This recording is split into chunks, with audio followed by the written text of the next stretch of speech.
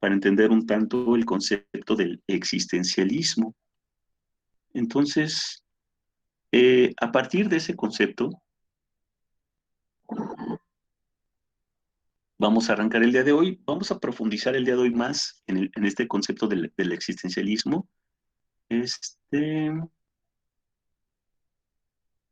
Bueno, por ahí estaba teniendo algún ruido extraño, estaba tratando de, pero bueno, a ver si no nos molesta. Bueno, entonces vamos a primero recuperar un poco las ideas que estuvimos checando la clase pasada y a partir de ahí, pues profundizar más en el tema. Entonces pongan mucha atención, chicos. Cualquier comentario, háganlo por favor. Y para entender bien estos conceptos, es un tema muy interesante por por todo lo que abarca, ¿no? Y cosas que les aseguro que muchos no habíamos escuchado nunca siquiera, ¿no? En cuanto a estos planteamientos, filosóficos, ¿no? Y este tema, pues, es muy atractivo, de hecho, ¿no? Entonces, eh, vamos a empezar. Recordemos como lo vimos la clase pasada, que las cosas, en general, las cosas que vemos, los objetos, las cosas no saben de su propia existencia y solo existen cuando las concebimos. Entonces entremos con esa idea primero, ¿no? Las cosas no saben de su propia existencia, sino somos los seres humanos los que las concebimos y existen a partir de que nosotros las, las consideramos justamente en nuestra mente. Es decir, las cosas están ahí. Una cosa es que estén y otra cosa es que existan. La existencia es algo distinto al ser, ¿no? Entonces, por ejemplo, un cuaderno está ahí, ¿no? Una pluma, todos los útiles que utilizamos, ¿no? Su celular, su computadora, lo que gusten. Estas cosas, pues no saben de su propia existencia. Hasta que nosotros las concebimos en nuestra mente, las asimilamos y en ese momento es cuando existen, para nosotros, por supuesto. ¿Por qué? Porque las cosas no necesitan saber eso. Las cosas solo son y están ahí, ¿no? Ni siquiera otras formas de vida como los animales, pues tampoco necesitan saber si existen o no. Ellos simplemente están y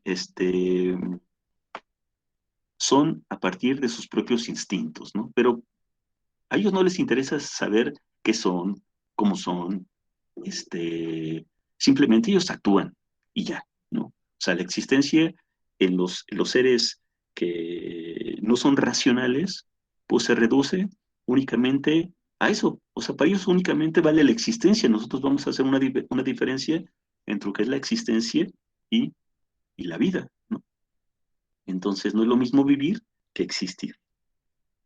Entonces, lo que queremos decir es que el ser es el que le da sentido a la existencia. ¿Y quién es el que se pregunta sobre el ser? Pues nada más los seres humanos. Ningún otro animal se pregunta por su existencia. No tienen, jamás verán, por ejemplo, los que tienen mascotas, un perro, por ejemplo, un gato, nunca lo verán con problemas, con crisis existenciales, ¿no? No se preguntan, a ver, ¿quién soy, no? Ellos saben, o sea, por instinto, son lo que son, pero no se preguntan, pues, ¿por qué no sé, un perro ahí preguntándose, pues, ¿por qué vive con esta familia y no con otra, ¿no? Que le daría quizá un mejor trato, ¿no? Y, pues, ellos no tienen, pues, claro, obviamente, pues, tienen, este, sienten, no sienten en cuanto a que tienen un sistema nervioso, pero no se preguntan sobre lo que sienten, ¿no? Simplemente si sienten dolor, pueden sentir, pues sí, alguna afección, ¿no? Pero a veces podemos decir, "Ah, es que ese perro está como triste". Bueno, la tristeza es un sentimiento humano, ¿no?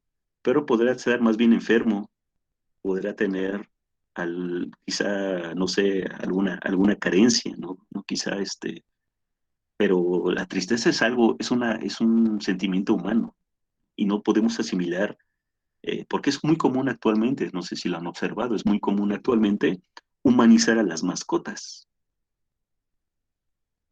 pretender que las mascotas sienten igual que nosotros, y no es así. Dicen, ah, no es que sí, es que mi perro tal, o sea, pero es porque nosotros lo concebimos de esa forma, nosotros lo asimilamos de esa forma, ¿no? Pero no es porque efectivamente, de hecho, actualmente se plantea hasta como un problema, una problemática, el hecho de humanizar a las mascotas, ¿no? Darles ese nivel no porque, no por una cuestión de decir que son seres inferiores, ¿eh? No, no va por ahí el asunto. Simplemente porque, por ejemplo, cuando una mascota, no sé, que le dan, este, la visten como, hasta le ponen ropa casi de diseñador, no porque las hay, no sé si lo sabían, pero existe ropa de diseñador para mascotas, más cara de lo que uno pudiera estar en ropa todo el año, ¿no? Hay joyería para mascotas, etcétera.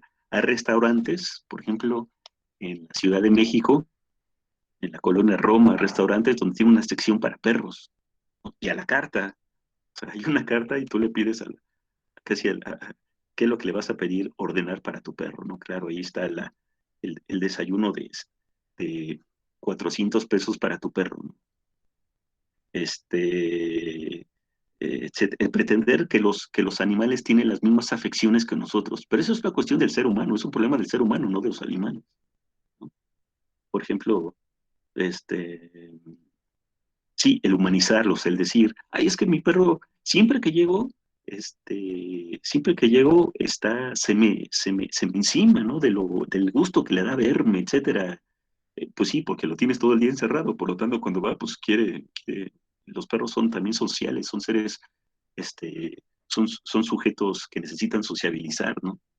Por lo tanto, pues viven con una gran angustia y no porque ellos sepan qué es la angustia, pero sí viven más bien con estrés por estar, por ejemplo, los que viven en departamentos pequeños con mascotas y los perros pues saben que necesitan espacio, ¿no? Pero tendemos, fuera de más bien dentro de este comentario, este paréntesis de las mascotas, es que el ser humano tiende a humanizar todo lo demás, ¿no? En este caso las mascotas, las tiende a humanizar. Y les digo, ahora ya se ve incluso como un problema para los animales. Es decir, a los animales que se los pretende, que se les trata igual como seres humanos, los están metiendo en un serio problema, porque les están impidiendo ser lo que son, ¿no? Mascotas. Mascotas, pero son animales. Si es un perro, si al perro básicamente casi lo enseñan para que haga sus necesidades, sí, claro, hay lugares específicos, ¿no? Pero si por ejemplo, este, al perro no lo sacan, ¿no? Le dan comida gourmet o lo viste, ¿no? No sé, porque, es que hace frío, pues vamos a ponerle, o sea, no, sí, y no, no sé. Muchos animales ya tienen lo necesario justamente para sobrevivir y con los cuidados específicamente para una mascota, pues con ello no necesitan, digamos, claro, una cuestión es la atención o el cariño que se le puede dar a una mascota y otra cuestión es pretender que, que tiene las mismas afecciones que los seres humanos. Y lo único que hace el ser humano, de acuerdo a los analistas, es que se le está creando un problema serio que no deberían de tener muchas mascotas, ¿no? Al hecho de tratar de humanizarlos, ¿no? Entonces, lo que tendemos, somos los seres humanos los que tenemos realmente este problema de la existencia. Entonces, este, mm, decíamos que el ser es el que le da sentido a la existencia, o sea, nosotros. Somos nosotros los que le damos sentido a la existencia. Una cosa es existir y otra cosa es darle sentido a la vida. Eh, Fíjense, mm, o sea, le damos sentido no solo a la existencia humana, sino a la existencia de todo lo que es exterior al propio ser de cada persona. O sea, le damos sentido a las cosas. Esa es la idea de cuando digo que le damos sentido a la existencia de todo lo que es exterior a nosotros, pues las cosas son exteriores a nosotros y le damos sentido a esas cosas. Pero somos nosotros el que le damos sentido. No son las cosas las que se dan sentido a sí mismas, sino nosotros, ¿no? O sea, y le damos sentido en el momento, incluso desde que las pensamos. Por ejemplo, una persona antes de inventar algo, primero lo pensó. El invento no sale por generación espontánea. Primero lo piensa y luego lo empieza a crear, empieza a dar forma. Pero primero lo concibió en su mente, primero existió, ¿no? Entonces, primero existe y después es. Es decir, primero existe en mi mente y después lo hago, por ejemplo, que aparezca físicamente. Cualquier cosa, empieza primero, un artista primero hace su creación en su mente y poco a poco le va dando forma hasta que sale un producto, por decirlo así, físico, ¿no? Un libro, ¿no? Una canción, un poema, etcétera. Primero se concibe en la mente y poco a poco se le va a dar forma. Es decir, primero existe y luego es. ¿Sí se entiende, chicos? La diferencia entre lo que existe y lo que es. Sí, profe. Los demás chicos, ¿vamos bien? Sí. Porque de esto depende entender cosas más profundas. Y esto ya es profundo, ¿eh? Esto de por sí es profundo, pero vamos a profundizar más todavía. Fíjense. Cuestionarnos acerca de la existencia es algo que ha hecho el hombre desde que descubre que es un ser consciente, ¿no? Desde que somos conscientes, empezamos a cuestionarnos. Es como el bebé. El bebé empieza a hablar, empieza a ser consciente por ahí de los 6 7 años, ya consciente de sí mismo, porque un niño de 3 años todavía no es consciente de sí mismo, ¿no? Empieza a ver, a observar, etcétera, pero todavía no es consciente de sí mismo, hasta un poquito más grande. Entonces es lo que dicen los psicólogos. Es decir, dice, cuando descubrimos que somos seres conscientes, como humanidad, es que nos empezamos a cuestionar acerca de la existencia. Es decir, tenemos la capacidad de autoasimilarnos, lo que no tienen las cosas no tienen la capacidad de autoasimilarse.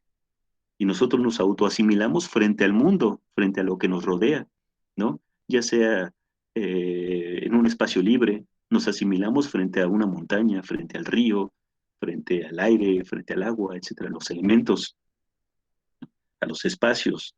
Esa es la autoconciencia, autoasimilarse frente a todo lo que está a nuestro alrededor. Ahorita, por ejemplo, nos podemos autoasimilar en un espacio cerrado, con un equipo tecnológico, rodeado de cosas. Yo aquí, por ejemplo, estoy rodeado de libros, de lápices, de un poco más de libros, un tocadiscos por ahí, toca acetatos, y otros artículos, no sé, el cuarto, pues todo lo, no, en la silla la que estoy sentado, bote de basura, sí, y todo, es decir, nos autoasimilamos frente a las cosas, ¿no? Frente a los espacios, ¿no? Ya sean naturales o artificiales. Y nos cuestionamos acerca de todo, ¿no? Entonces, nosotros tenemos la capacidad de autoasimilarnos frente al mundo, lo que no tienen las demás criaturas vivas. No se pueden autoasimilar, ¿no?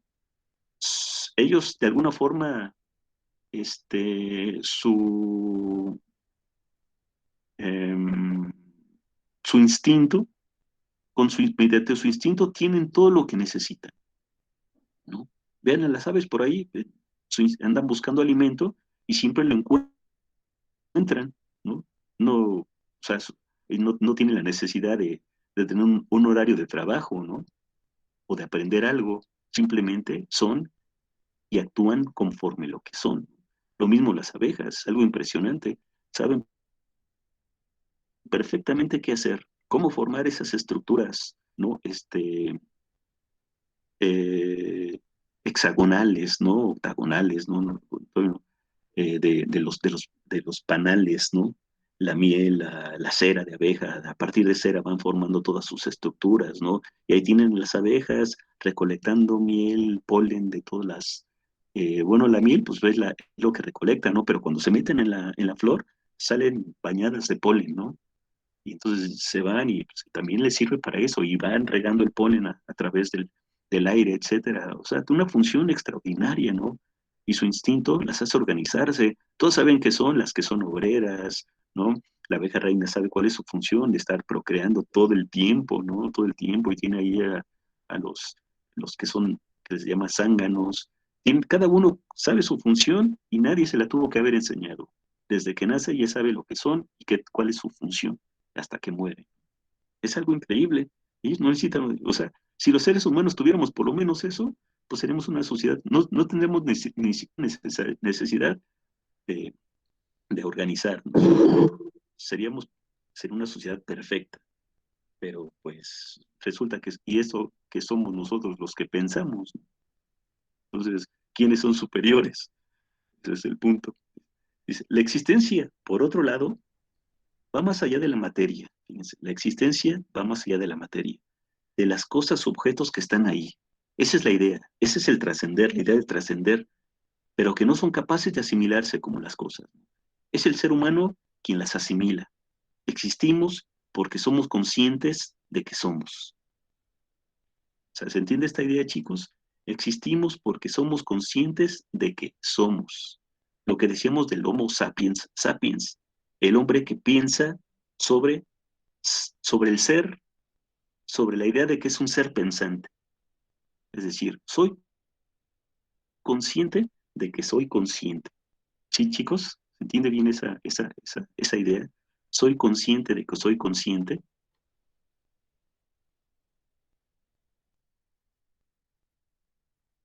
Profe, ¿podría decirse como en el aspecto de decir que ya es ser responsable de nuestros actos? Regularmente culpamos a todo lo demás, a la vida, a las personas, etcétera, pero cuando ya estamos conscientes de que estamos existiendo, es ser responsable a eso más o menos. Sí, Adriana, por ahí va, muy bien.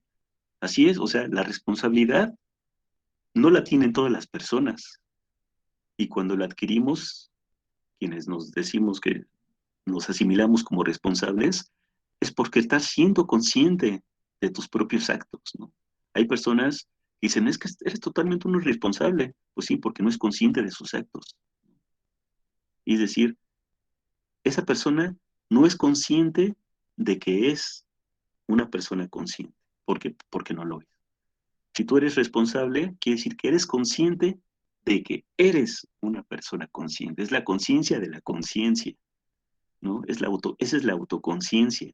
Soy consciente de que soy una persona consciente, ¿no? Parece simplemente un replique de palabras, pero no es así, ¿no? Porque la segunda palabra de conciencia asimila la primera. Soy consciente, ok. El solo decir ser consciente, pues sí, soy consciente, pero soy consciente, estoy asimilando mi propia conciencia y eso ya es otra cosa. Ser consciente de lo que somos, así es, Adriana. Entonces, la responsabilidad o todos estos valores surgen a partir de la conciencia, de la autoasimilación, de lo que estamos haciendo, de las consecuencias de nuestros actos. A veces una persona es consciente o es responsable o es consciente de sus actos hasta que ve las consecuencias. Bien, por ejemplo, me viene a la mente ahorita, este, cuando estamos, no sé, todo lo hemos observado, ¿no? Pues ya han visto que en las calles están llenas de motos, ¿no? Motonetas sobre todo. Y en las vías públicas, las vías rápidas, en las avenidas, de repente es muy fácil ver a una persona adulta con un niño en la moto, en medio de la carretera, o a veces hasta con dos, a veces van tres o los que pueden, ¿no? Entonces ahí tienen a una persona adulta con un bebé de pequeño de brazos y lo traen en la moto, ¿no? En plena avenida. Y dices, no manches, o sea, qué persona tan inconsciente, ¿no? Y es exacto, es eso, no es consciente de lo que está haciendo, ¿no? Es absolutamente irracional. Y aparte sin casco, en la avenida, y con un bebé, los accidentes están a la vuelta de la esquina, ¿no? Cualquier imprevisto que de repente se atraviesa un auto y lo obligue a hacer una maniobra, pues el bebé va a salir volando Y bueno, va a ser desastroso, no va a ser trágico. ¿Por qué? Pues porque no son conscientes, justamente. Diana, por ahí hay una mano de levantada. ¿Alguien quiere opinar al respecto, chicos? Bueno, seguimos. Entonces, ese es como el preámbulo de lo que vimos nada más la clase pasada. Ahorita lo estamos recuperando y ahorita vamos a ir un poco más allá. Entonces, fíjense, esa es la primera idea, ¿no? Si ya la tenemos como muy, muy concreta, chicos, la tenemos ya presente, con esto podemos continuar, ¿no? Eh, Fíjense, vamos ahora, eh, vamos ahora con estas ideas, estas características del existencialismo, ¿no? Esto es como únicamente profundizar sobre el concepto de la existencia, ¿no? ¿Qué es la existencia? ¿Qué nos hace pensar que si existimos o no frente a las cosas, ¿no? Ahora, les dejé allí un documento donde vienen las características. Es un documento muy sintetizado, donde viene a grandes rasgos todas estas características del existencialismo, ¿no? No es fácil hacerlo porque si ustedes leen directamente a los existencialistas, a los autores que ahorita vamos a ver algunas ideas de ellos, el lenguaje en la filosofía a veces es muy complejo y tratar de sintetizarlo y tratar de dilucidarlo es todo un reto. Y hay autores que escriben que realmente de manera muy, muy compleja y hay que darles vueltas y vueltas y vueltas para poder llegar a conclusiones, ¿no? Entonces, lo que tengo aquí es básicamente un resumen de todas estas ideas a grandes rasgos y que nos permite comprenderlos, ¿no? Entonces, y facilitar justamente los contenidos, sobre todo cuando no hemos tenido así como la gran experiencia de este tipo de lecturas, ¿no? Que ya no es lo mismo leer una novela, ¿no? Una novela es más digerible, es más fácil entenderla, está en las primeras páginas. Si es una buena novela, te atrapa en las primeras páginas, pero ya está uno dentro, ¿no? Dentro de la historia. En cambio, la filosofía es diferente, igual que la poesía, ¿no? Es un lenguaje muy distinto y por lo tanto puede ser quizá más complejo. Entonces, les voy a poner el documento. Yo ya hice. Bueno, no hubo necesidad de, este, de subrayar porque pues todo está sintetizado y es como el resultado ya del subrayado, ¿no? Entonces, déjenme compartirles el documento. Ok, aquí lo tengo, se los comparto, chicos. Ahí está ya en su pantalla. Entonces vamos a ver esas características y poco a poco vamos a ir analizándolas y les pido por ahí su participación para dinamizar también estas ideas, ¿no? Entonces, principales características del existencialismo. Dice, el existencialismo nace en Alemania. Es interesante que nazca en Alemania, ¿no? Y de hecho muchas de las corrientes filosóficas nacen en Alemania, ¿no? Como que el sistema, allá esto del, del análisis y la reflexión se les da mucho, sobre todo a los países que de alguna manera son países un poco más fríos, ¿no? En cuanto al clima. Y eso también ayuda justamente a la reproducción de la literatura. En países que tienen estas características, se les da mucho esta producción literaria, filosófica. Entonces, el existencialismo nace en Alemania en el siglo XIX, en el siglo antepasado, en el siglo XIX, y se extiende hasta la mitad del siglo XX. Desde el siglo, fíjense, vamos a poner aquí un poco a resaltar, en Alemania del siglo XIX, y se extiende hasta la mitad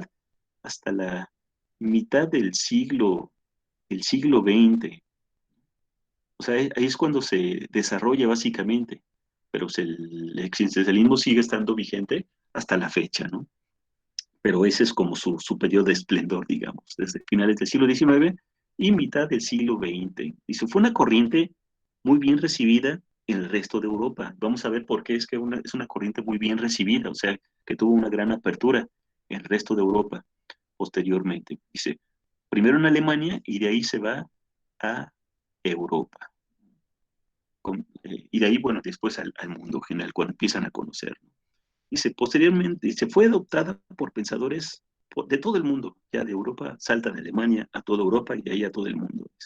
Surge a consecuencia de los cambios sociales. Vamos a entender esto porque de eso depende entender la naturaleza del existencialismo. Cambios sociales, económicos, políticos y culturales del momento, ¿no? Y aquí nos dice, Europa había habido grandes guerras y una vez finalizadas, las personas se encuentran sin trabajo. Esas son como las consecuencias de la guerra. Cuando terminan las guerras, pues los países quedan. A ver, chicos, ¿cómo quedó, por ejemplo, Europa cuando terminó la Segunda Guerra Mundial?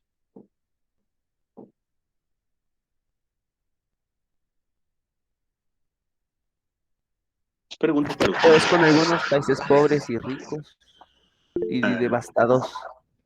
yo, sobre todo lo último, ¿no? Lo de países pobres y ricos, pues, si ustedes se dan cuenta, Europa, sí, claro, hay esa diversidad también económica, ¿no? Y países que quizá eran ricos, pues, terminaron la misma devastación que nos dice Julio, esa es la palabra correcta, devastados, física y moralmente.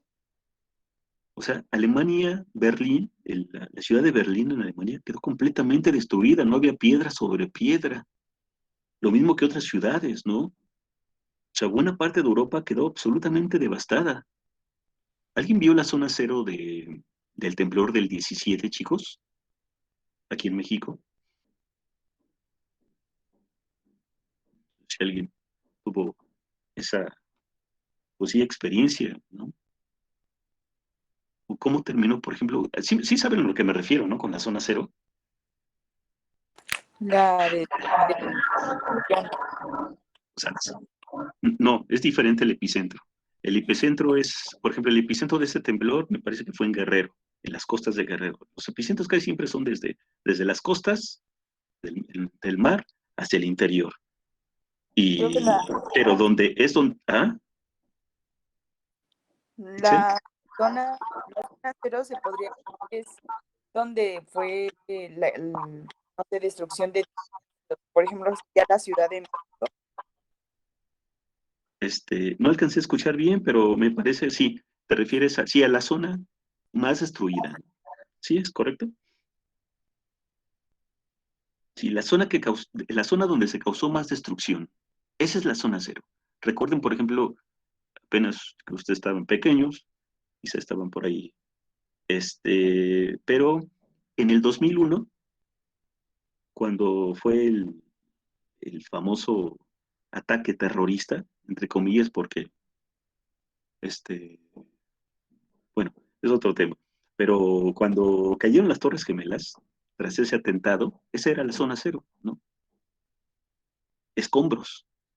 Eso era lo que era también Europa después de la guerra. Escombros, muerte, ¿no? Ya la pobreza ya, pues, quedaba rebasado totalmente una idea de pobreza. Ahí era una cuestión de que no había absolutamente nada, cada quien sobrevivía como podía, ¿no? En cualquier momento, o parecía el ejército, o parecía, si era el ejército de tu país, bien, pero si era el ejército enemigo, pues no tenías oportunidad, ¿no? Entonces, una devastación completamente, ¿no? Como una especie de fin del mundo, por decirlo así. Entonces, así es como terminan los países cuando hay una guerra, ¿no?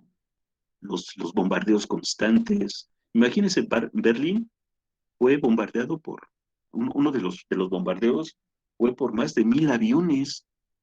Ni siquiera los he visto juntos, ¿no?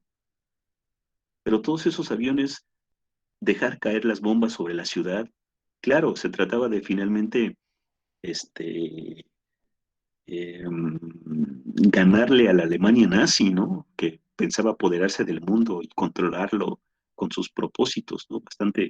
Bastante macabros, pero pues sí, fueron momentos de los más difíciles que ha vivido la humanidad, ¿no? En 6 años nada más, del 39 al 45. Y la Primera Guerra fue del 14 al 18, y en 4 años la primera y 6 años la segunda fueron absolutamente desastrosas, ¿no?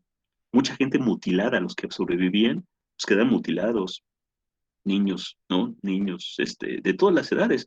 Pero fíjense, esta es la cuestión, justamente el drama de por qué nacen este tipo de ideologías y ese tipo de filosofías como el existencialismo. Dice, Europa había sido, había vivido grandes guerras y una vez finalizadas, las personas se encuentran, fíjense, sin trabajo, sin casa. O sea, sin casa porque pues ya le cayó una bomba y quizá la voló, ¿no? Sin trabajo, sin casa, sin poder adquisitivo, sin valores firmes en que apoyarse. ¿Han visto la película del pianista? Solo por poner alguna, que hay muchísimas. Sí, Sí, por ahí hay unas imágenes, ¿no? Justamente de lo que estamos hablando.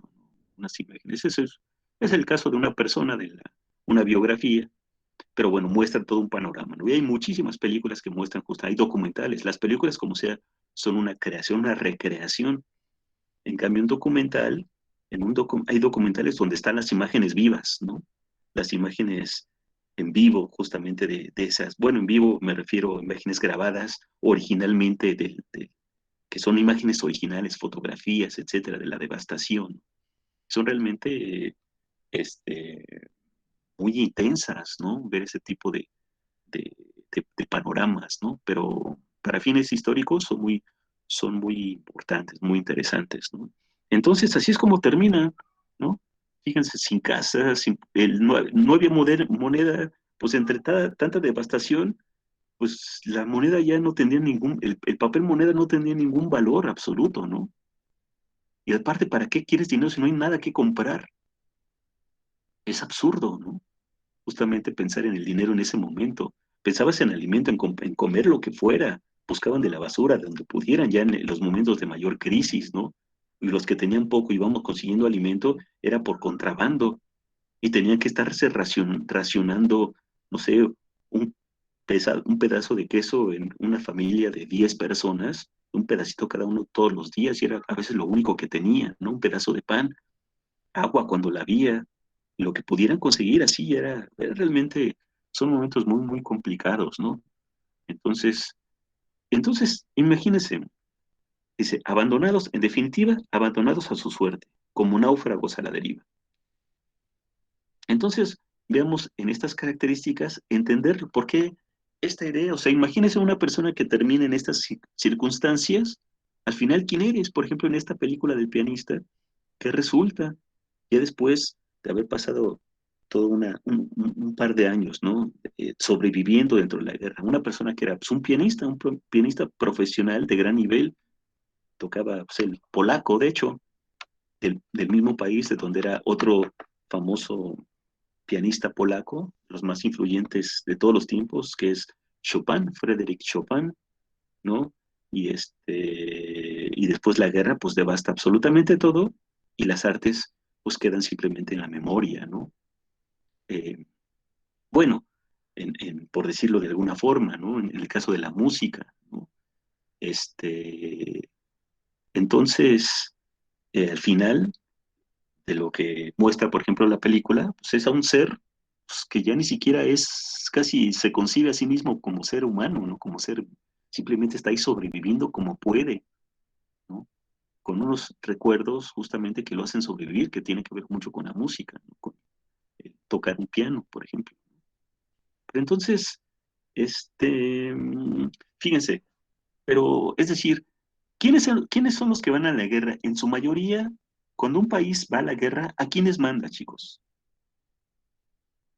a las personas, a los jóvenes, Así es, porque pues son los que tienen mayor energía y condicionalmente su cuerpo es más estable.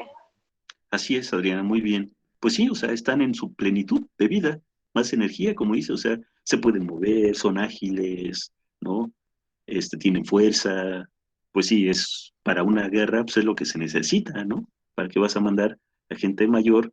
Pues que ya se va a cansar rápido, que no tiene la agilidad, pues no te sirve de nada un ejército así, ¿no? Tiene que ser un ejército que esté capacitado físicamente, ¿no? Capacitado en las armas, etcétera.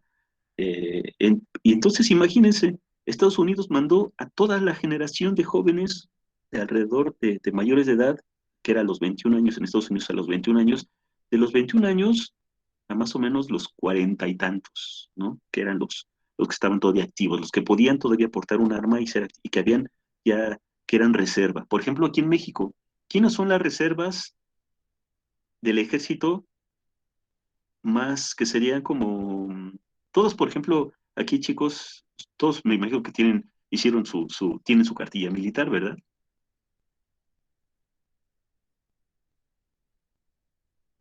Hicieron su servicio militar Sí, a los 18 años, ¿no? Como a todos nos tocó. Y no sé si han observado o leído en su cartilla militar lo que dice, ¿no? ¿Qué es lo que dice en una cartilla? ¿Para qué es una cartilla militar, chicos?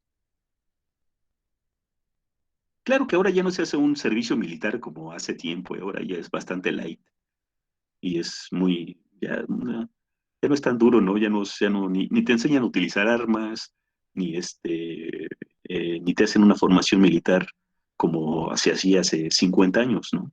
O 30 todavía.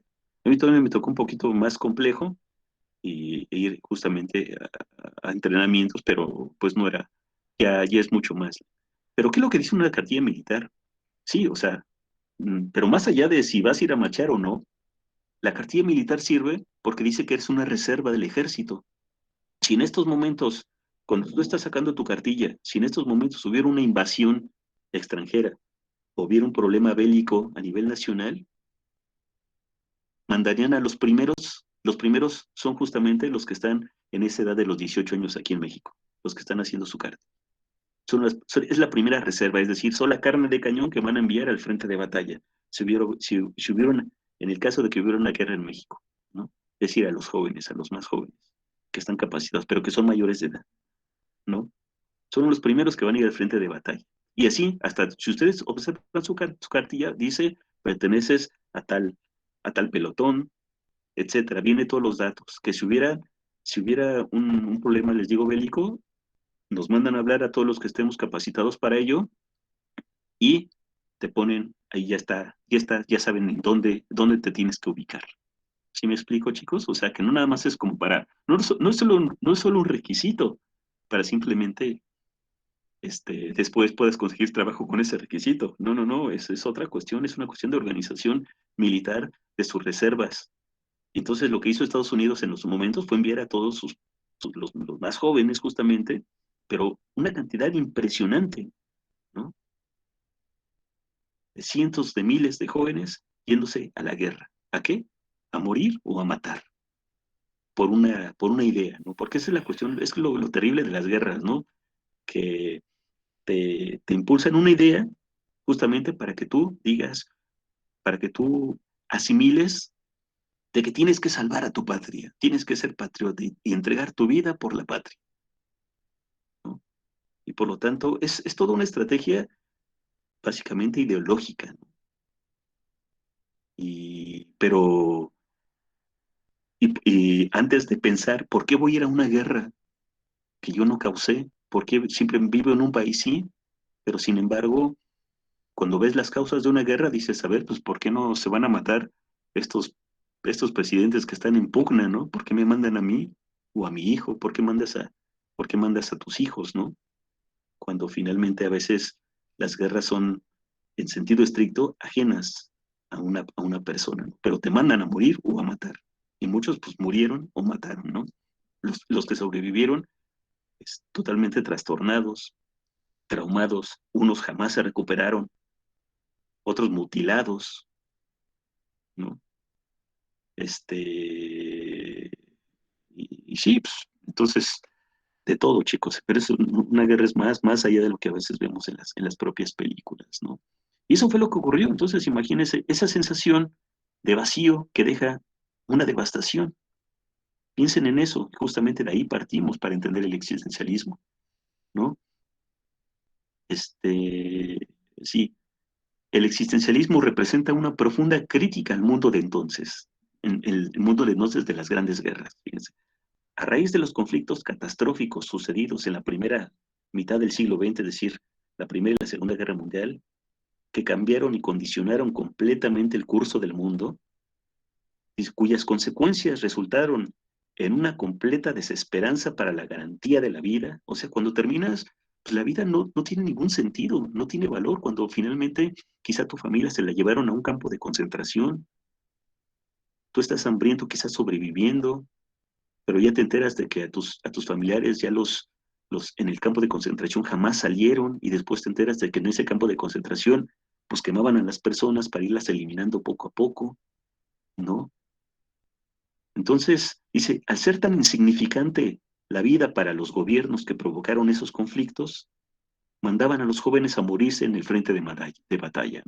O sea, los jóvenes se van a morir por, sí, por su patria, pero esa es una idea, la idea de la patria también es una idea, envueltos en trampas de alguna forma, en trampas nacionalistas, como lo hizo Hitler con la Alemania nazi, ¿no? Él los hizo creer que eran una raza superior y que ellos tenían que gobernar al mundo, y por lo tanto, pues cualquier otro ser que no fuese alemán o no fuese de los aliados alemanes, pues era un ser que ni siquiera merecía ser llamado ser humano, como lo hicieron con el pueblo judío. Al pueblo judío no lo consideraban ya ni siquiera como ser humano. Ellos sabían que lo eran, no nada más que se hacían, ellos infundieron estas ideas para que la gente se las creyera y discriminara a cualquier judío que se ponía enfrente, ¿no? Y lo tratara como peor que si fuera una mascota, ¿no? Un perro. Entonces, los envuelven en trampas ideológicas para que adopten una idea y finalmente sigan esos criterios, ¿no? Entonces, envueltos en trampas nacionalistas que les hicieron perder la vida finalmente, porque finalmente murieron. ¿Saben quiénes fueron los últimos que dieron la vida por su Reich o por su Führer en Alemania?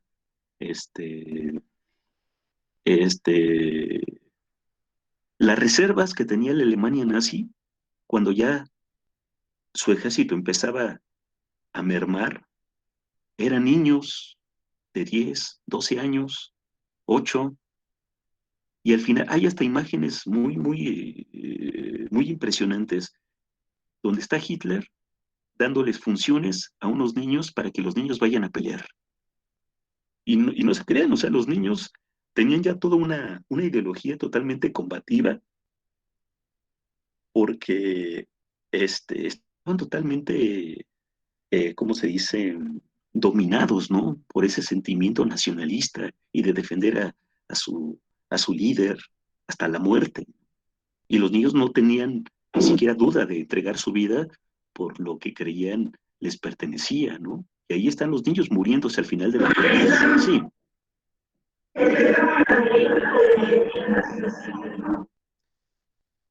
claro, eso es más bien en las guerrillas, por ejemplo, latinoamericanas, lo mismo. En el caso de estas guerrillas latinoamericanas, ese caso fue en El Salvador, durante la guerrilla, este, que cuando los ejércitos ya no tienen jóvenes que puedan empuñar armas, pues agarran a lo que pueden y agarran a los niños. Lo que pasa en África está lleno de ejércitos armados con ellos, y en México también, chicos. Ahora con el narco ya está ocupando niños para armarlos en sus propios ejércitos personales. Niños que obviamente no tienen familias, quizás son huérfanos, o quizás les ofrecieron ahí el cielo, ¿no? Para sacarlos de la pobreza, ¿no? Entonces agarran a los niños, los ideologizan primero, ¿no? Los manipulan, les enseñan a agarrar un arma y los enseñan a matar, ¿no? Esa es la cuestión justamente. Y así es la guerra finalmente, ¿no? Pero siempre viene detrás, está afianzada por una serie de ideas que hacen creer que esa es una causa, ¿no?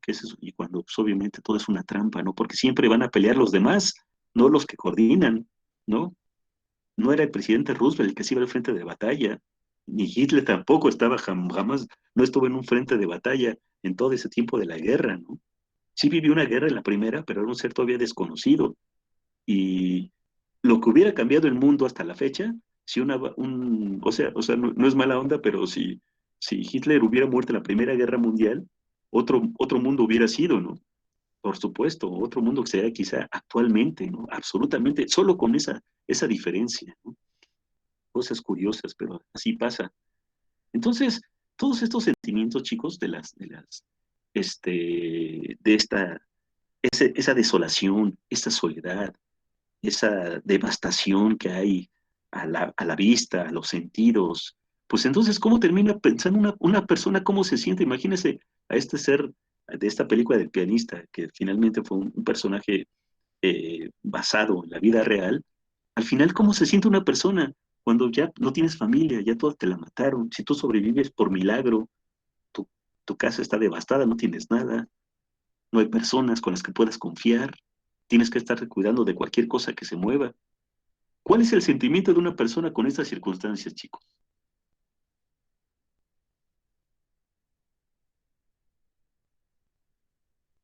A ver, chicos, ¿cómo son finalmente? Sí, exacto. Aquí nos dice Fabián, eran las juventudes hitlerianas. Ustedes chequenle por ahí y se van a impresionar de lo que, cómo las formaba, ¿no? Cómo era esta formación de las juventudes hitlerianas. Era algo absolutamente de fanatismo totalmente y algo impresionante en el sentido de que hasta dónde llega el ser humano, ¿no? Para defender una idea o para la violencia, hasta dónde puede llegar, ¿no? Pues hay una película que trata de eso, profesor. Se llama Jojo Rabbit. Está muy, muy buena. Pero a ver, cuéntanos un poco, este, Una justamente, sí, reseña rápida. solo como la idea general para conectarlo con lo que estamos, chicos. Ok, es que es un niño llamado Yoyo, Ah, ok. que es fanático de, ¿cómo se llama? Hitler y tiene hasta póster, todo eso, y se va desarrollando una historia en base de todo su entorno y de la Segunda Guerra Mundial, cómo lo ven unos niños pequeños, su punto de vista hacia una guerra. Ok, sí, ya recuerdo, la vi hace como unas 3 semanas más o menos. Sí, sí, es muy buena película justamente que trata ese tema de las juventudes hitlerianas, sí, es verdad, está muy bien hecha y tiene así como un sentido del humor muy, muy, muy negro, pero sí, ya me acordé, Julio, gracias y pues recomendada para todos, ¿no? Para checar esto de las juventudes hitlerianas o cómo un niño lo pueden influir ciertas ideas, ¿no? Para ser capaz de, pues básicamente, ser un pequeño soldado, ¿no? A las órdenes de un líder, ¿no? Y lo demás me refería a cómo quedan finalmente, porque en esta película también se muestra el final, ¿no? Ya para no contarles esos detalles de lo que le pasa al niño y a su familia, finalmente, o sea, ¿cuál es ese sentimiento, chicos? Después de una serie de estos sucesos, ¿cómo quedan las personas moralmente, chicos? Resentidas, ¿no?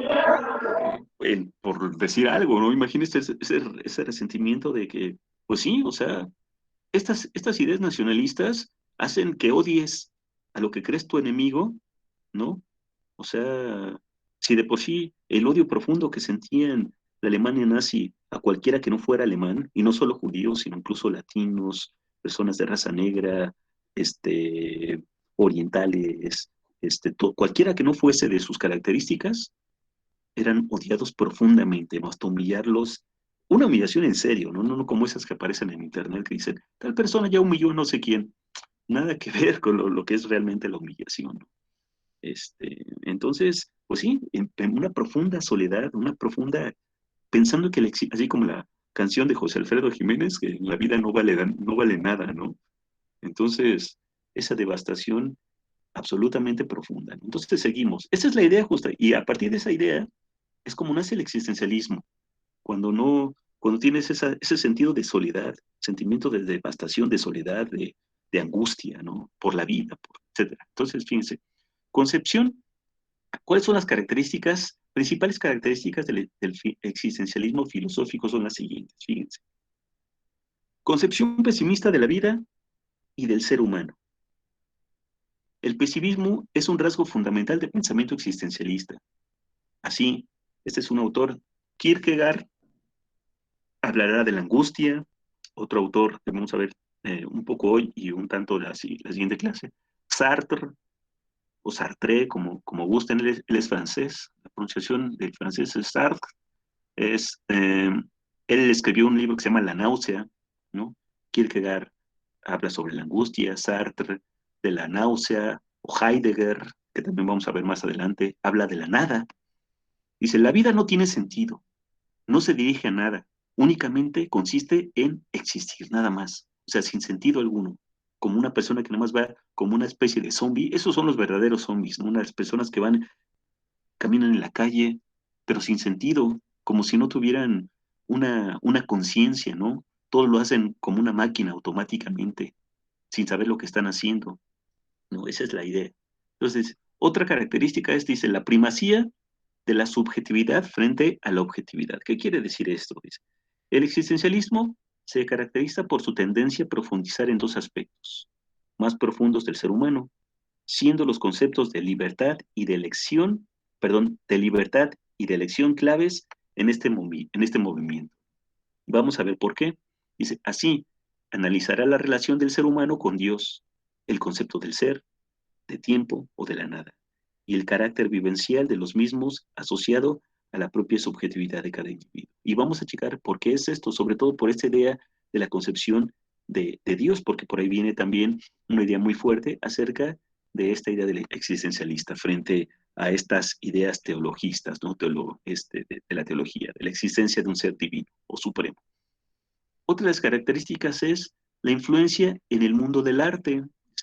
La corriente del existencialismo ha influido en la historia del arte de muchas maneras, y desde la literatura al cine. Se han producido manifestaciones de este movimiento, destacando la náusea, por ejemplo, del libro que escribió Sartre, la metamorfosis, si alguien la ha leído, justamente su libro que habla sobre la existencia. Este es de Kafka, Crimen y Castigo de Dostoyevsky, una novela, y La insoportable levedad del ser. Esa es una novela de Milan Kundera. Por ahí la tengo, si gustan se les puedo proporcionar. Es un libro que habla sumamente, es un libro muy, muy interesante y está en internet, de hecho. En cuanto al cine, son especialmente representativas del existencialismo las películas de Ingmar Bergman. No tiene hasta, no es un cine muy comercial, pero es un cine, se le llama cine de arte, ¿no? Muy, muy, toca unos temas muy distintos de los que toca, por ejemplo, Hollywood o otros, o Bollywood, ¿no? De la India. Dice, el séptimo sello es una película de Ingmar Bergman, o Fanny y Alexander. Y en la pintura son de obligada mención. O sea, en estas películas ustedes van a ver justamente esos sentimientos de angustia, de soledad, ¿no? Frente a la existencia. Dice, en la pintura están obras de Francis Bacon, como Crucifixiones, Desnudo tumbado, Figura recostada en un espejo. O sea, es arte representativo del existencialismo. Dice, los protagonistas de estas grandes obras de arte son inadaptados sociales, perturbados y oscuros. O sea, estos son las características de esos personajes en esta serie de obras de arte. Dice, la felicidad brilla por su ausencia, o sea, no existe básicamente, ¿no? ¿Por qué? Porque estás en un ambiente oscuro, ¿no? De tristeza, de soledad, etcétera. Y por norma general, sus historias acaban mal. Eso es algo común en estas obras por ejemplo, del cine, ¿no? De las obras existencialistas del cine. Vamos a ver, seguir. Dice, otra de las características es el concepto de libertad y de elección, ¿no? Dice, la libertad es un rasgo esencial en el ser humano, que está condenado a elegir, no pudiendo éste dejar de ser libre. Este es un rasgo del existencialismo, chicos, es decir, dicen los existencialistas como Sartre, que el ser humano está condenado a ser libre.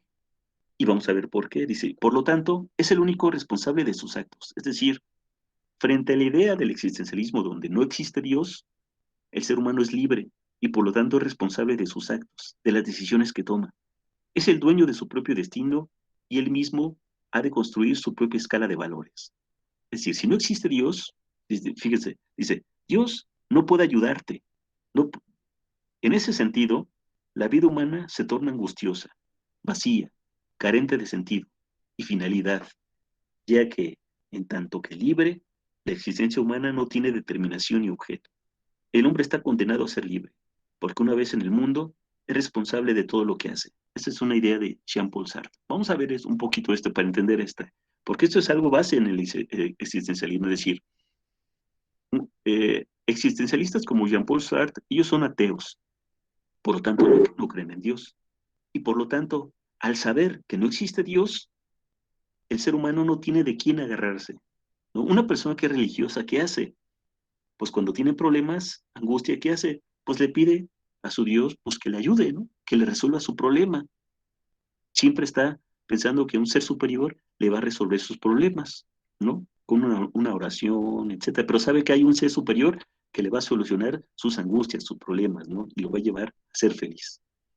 Y aparte hay un mundo que le espera después de la muerte, o sea, no tienen tanto esta angustia. Claro, todos la tenemos, pero los que son muy religiosos no tienen muy profunda esta angustia por la muerte porque se les tiene prometido una vida eterna después de la muerte. Pero resulta que el existencialista no cree en Dios y por lo tanto, como no existe Dios, no hay a quien decirle, resuelve mi problema de angustia, ¿no? De soledad, y por lo tanto está solo, y por lo tanto existe la nada, y por lo tanto, tú eres responsable de tus propias acciones. Porque cuando una persona es muy religiosa, responsabiliza a Dios de sus acciones a veces, ¿no? Entonces, esto es algo interesante, porque lejos de parecer algo negativo, se vuelve algo bastante positivo, porque finalmente eso es lo que hace que una persona sea más responsable cuando eres consciente de sus actos. Cuando no eres consciente de tus actos, le echas la culpa siempre a alguien más, ¿no? Yo, por ejemplo, en mi ateísmo, que también lo soy, pues he aprendido mucho más de mí y del mundo que me rodea a partir de que he dejado de lado las creencias religiosas. Entonces, y de alguna forma busca ser más libre. ¿Por qué?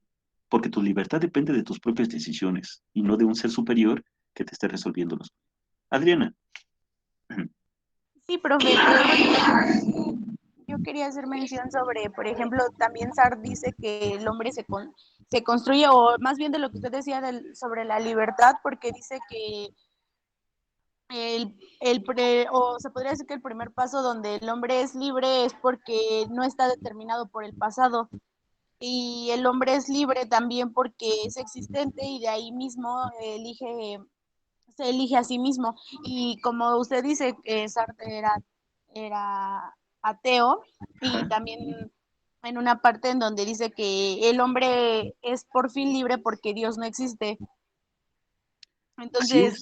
y a lo que usted hacía mención de que, por ejemplo, las personas que somos creyentes o religiosos, etcétera, estamos siempre como sujetos a cómo se nos represente nuestro Dios, ¿no? Ya sea en lo que queramos creer y como lo queramos ver, etcétera, este, porque somos seres vulnerables. Entonces, de alguna cierta manera, siempre requerimos estar sujetos a eso para sentirnos aliviados, se podría decir. Muy bien, Adriana, esa es muy, muy buena reflexión. Es decir, si Dios no existe, entonces el hombre se debe de construir a sí mismo, porque cuando una persona es altamente religiosa y cree que Dios lo creó y Dios ha creado todo, entonces uno como dices, la persona es dependiente de esa creación. Pero cuando en tus propias ideas no crees en eso, no crees en una existencia de Dios, entonces sabes que estás ahí. Sí, estás solo, estás frente a la nada, sí, pero a partir de esa nada puedes empezar a construirte, que es lo que dice Sartre con la idea esta idea de la existencia precede a la esencia. ¿Eh? Ahorita lo vamos a explicar un poquito más, pero sí, por ahí va muy bien, Adriana, por ahí va justamente porque es decir, las personas que son muy creyentes de una deidad, independientemente de la religión, están como predestinadas, se sienten predestinadas justamente a que tienen un destino, están precondicionadas, ¿no? Entonces, a veces esta idea de que existe una vida más allá de la muerte, pues te hace a veces desperdiciar la vida que tienes, porque dices, finalmente, hasta te dice, ¿no? Yo así me lo enseñaron a mí, así lo viví, es decir, esta vida no importa, la que importa es la otra, ¿no? Por eso hay que ser bueno, no hay que pecar, etcétera, porque lo importante es la otra vida, ¿no? Después de la muerte.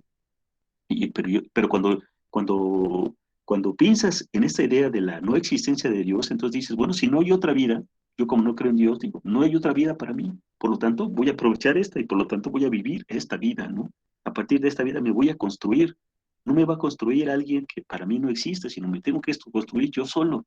Y por lo tanto, digo, a veces esta idea del pesimismo existencialista pareciera que es una cuestión negativa, pero resulta que no, se vuelve todo lo contrario, se vuelve una forma de cómo uno es sujeto de su propia existencia, ¿no? Este es justamente lo interesante de estas propuestas, chicos. Entonces, por eso hay que verlas con ese sentido, ¿no? Independientemente de si somos religiosos o no, pero de tratar de entenderlas. Fíjense, la existencia humana fíjense, Según el pensamiento existencialista, es el ser humano el que le da sentido a su propia existencia con cada elección, con cada decisión, y se siente realizado en la medida que construye su propia vida. Existir no consiste únicamente en estar en el mundo, o sea, nada más estar ahí. La existencia humana va más allá. Es un relacionarse con el mundo y con el otro, o sea, con los demás. Y de esta forma, cada persona construye su propio mundo a partir de sus propias experiencias. Dice Simone de Beauvoir, dice, ninguna existencia puede ser válidamente realizada si se limita a sí mismo. Es decir, si nada más somos ahí, o sea, una persona que nada más está por ahí, pero jamás piensa en su vida, jamás piensa en los demás, nada más va como le hizo como una especie de zombie, que nada más actúan, pero que no son conscientes de su propia existencia. Entonces nada más existen, pero no viven, ¿no? La idea, el existencialismo de alguna forma, estos sentimientos de angustia nos lleva finalmente a sentir, a sentir más ampliamente todo aquello con lo que convivimos, ¿no? Entonces, vamos a ver si terminamos con estas características. Y ahorita nada más termino con este par y seguimos y ya les doy bueno, para darles sus calificaciones porque, bueno, ya el tiempo se va pero volando. Pero vamos a continuar también en las siguientes clases, chicos, ¿eh? Entonces, vamos a esta idea del individualismo. Dice. El ser humano es un todo completo, un individuo que se define por su carácter libre y no por su humanidad o por su pertenencia a un mundo. El hecho de ser libre lo hace responsable de sus propios actos, ¿no? De sus propias decisiones y de su propio sistema de valores. No hay más ética que la individual. O sea, lo que nos dice es que finalmente una persona que es profundamente religiosa, pues no puede ser completamente libre porque está predeterminado. Todo está predeterminado por sus propios dogmas religiosos y por lo tanto no va a tener decisiones propias, ¿no? Decisiones auténticas porque finalmente las decisiones dependen de los preceptos religiosos. Entonces, este, vamos a ver si terminamos este documento y ya, la emoción es otra característica del existencialismo. Este es un, este es un concepto fundamental, perdón, aquí está mal escrito. Este concepto, más bien sería, este concepto eh, es fundamental, así me faltó aquí la idea. Este concepto es fundamental para entender esta corriente, que entiende al ser humano como un ente independiente que mantiene una relación complicada con su entorno y cuya emoción básica es la angustia, que provoca la interminable obligación de elegir. Esto es interesante, esto último de la angustia que provoca la interminable obligación de elegir. Es decir, cuando una persona elige todo el tiempo es porque de alguna forma pues tiene que aprender a convivir con esa angustia permanente, ¿no? Porque la angustia precede de tomar elecciones. Cuando una persona sabe que van a tomar decisiones por sí mismo, pues no le angustia nada, porque todos lo van a decidir por esa persona. Pero cuando una persona se enfrenta a sus propias decisiones, tendrá que enfrentar estos sentimientos de angustia por no saber qué es lo que va a ocurrir. Pero de alguna forma, con esa sensación, pues dicen los existencialistas, estás más vivo todavía, porque estás justamente entendiendo esa esencia de las emociones, ¿no? Dice, cuestionamientos acerca de la existencia de Dios. En ese sentido, es posible hablar de tres escuelas, la atea, que niega la existencia de Dios, la